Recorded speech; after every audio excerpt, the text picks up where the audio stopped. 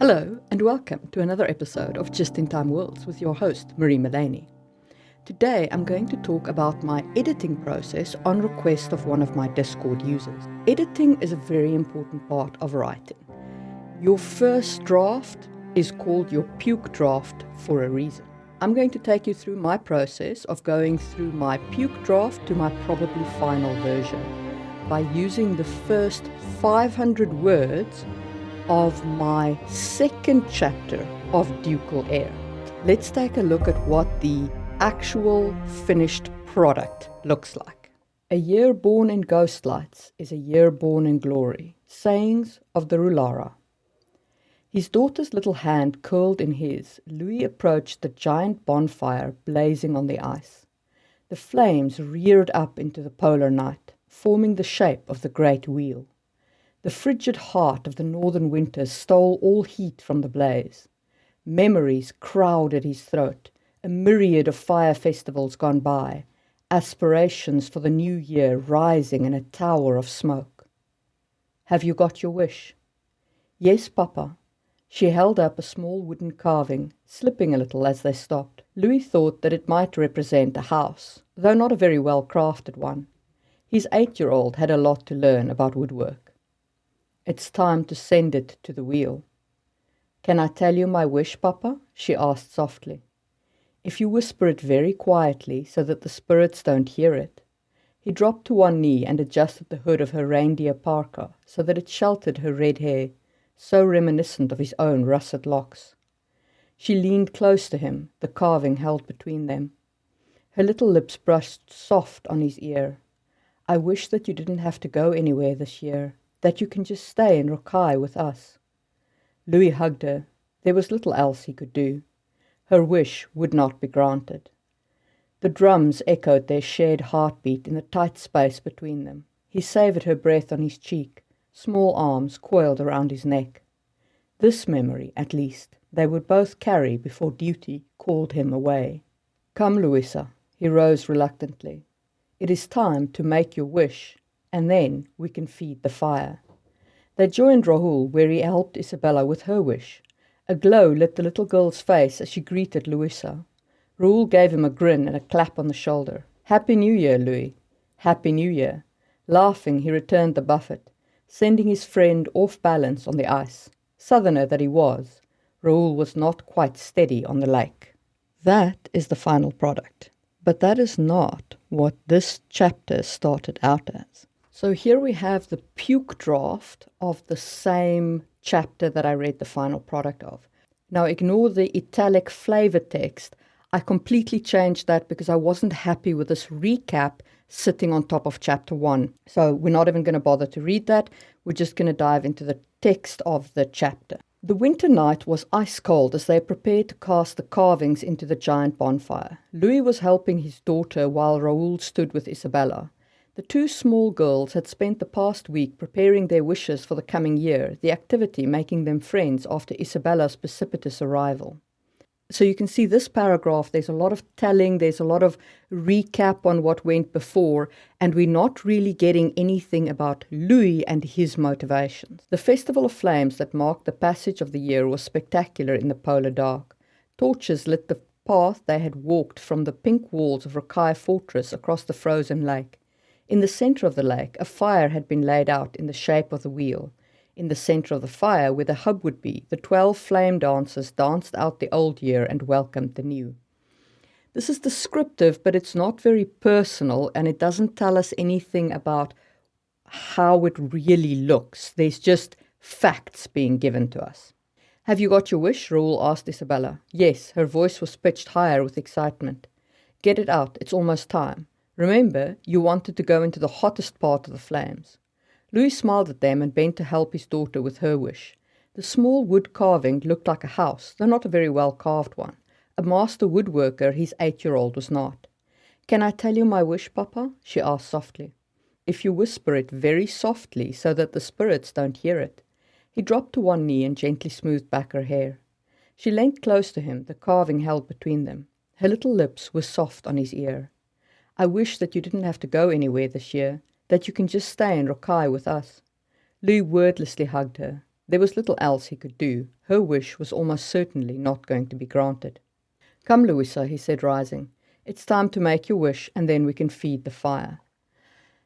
This was the essence of the same passage that I read to you as the finished product, but you can see that it's a bit of a mess here, and the emotional content, the emotional impact of the scene, which is the moment with Louis and his daughter Louisa, that impact is lost because it is 3 paragraphs down. This is obviously very rough. The emotions are all over the place. The description comes first and second, mixed in with the actions. It's not great. The first decision I had to make is what I really wanted to focus on in this scene. And what I wanted to emphasize here was Louis' deep love for his daughter. His daughter is a major part of his motivation and his drive and a source of internal conflict. In my beta draft, I put Louis first. I emphasized his relationship with his daughter and then built out to show the scenes that they're in. Now, how did I do that? Like this. Let's take a look at the beta draft. So this is the beta draft of the same passage, and you can see immediately that it's already got the heading on top, "A Year in Ghost Lights is a Year Born in Glory," which is a much better flavor text. And it's structured in a way that puts Louis' motivations and emotions first, and then builds out the scene around him. His daughter's little hand curled in his, Louis approached the giant bonfire blazing on the ice. The flames reared up into the polar night, forming the shape of the great wheel, though the heat was lost to the frigid heart of the northern winter. And let's stop there and talk about passive voice. I personally have a real problem in that I put a lot of things into passive voice. Drake taught me an amazing trick to get rid of passive voice, which is you press Ctrl-H in Word and then replace all was's and were's with highlighted was's and were's. And this allows those words to jump out at you, and you can actually find them and edit them out. Though the heat was lost to the frigid heart of winter, Louis thought that it was supposed to look like a house, though it was not very well carved. A master woodcarver, his 8-year-old, was not. Now, an easy fix for that first one is to have the frigid heart of the northern winter steal the heat. So that sentence, "The flames reared up into the polar night, forming the shape of the wheel, though the heat was lost to the frigid heart of the northern winter," that sentence became, "The flames reared up into the polar night, forming the shape of the great wheel. The frigid heart of the northern winter stole all heat from the blaze." You see, that changes that passive was into a more active act where the frigid cold is stealing the heat. And it breaks up that long sentence with its many facts into 2 sentences that elegantly convey the cold and what the scene looks like. Then if we look back at our beta copy, you can see here, Louis thought that it was supposed to look like a house, though it was not a very well carved one. A master woodcarver, his 8-year-old, was not. Again, a lot of passive voice there. That eventually became, Louis thought that it might represent a house, though not a very well carved one. His 8-year-old had a lot to learn about woodwork. Using the highlight trick is a fantastic way of spotting your passive voice and stripping that out in the editing process. And that then leads us to our final product, which is this. Okay, let's take a look at that final copy again. And editing really is like this. The amount of times I have read this book is staggering. His daughter's little hand curled in his. Louis approached the giant bonfire blazing on the ice. The flames reared up into the polar night, forming the shape of the great wheel. The frigid heart of the northern winter stole all heat from the blaze. Memories crowded his throat, a myriad of fire festivals gone by, aspirations for the new year rising in a tower of smoke. "Have you got your wish?" "Yes, Papa." She held up a small wood carving, slipping a little as they stopped. Louis thought that it might represent a house, though not a very well-crafted one. His 8-year-old had a lot to learn about woodwork. "It's time to send it to the wheel." "Can I tell you my wish, Papa?" she asked softly. "If you whisper it very quietly so that the spirits don't hear it."